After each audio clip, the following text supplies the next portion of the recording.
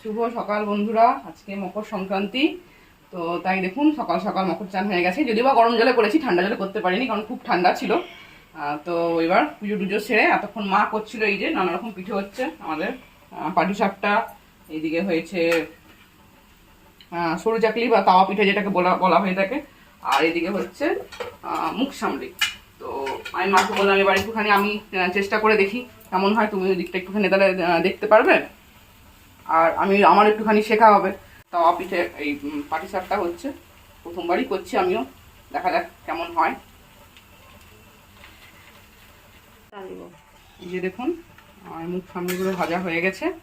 এটাতে মা রাঙা আলু সিদ্ধ, মুগ ডাল সিদ্ধ, আর একটুখানি অল্প পরিমাণ লবণ আর একটু অল্প চাল গুঁড়ো দিয়ে মেখে দিয়েছে, যাতে ভালো করে আর কি মানে বাইন্ডিংটা যাতে ভালো করে হয়। আর উপরে দেখুন একটুখানি ময়দার একটু কোটিং দিয়ে দিয়েছে, তাহলে ভাজার সময় জিনিসটা ভেঙে ভেঙে যাবে না।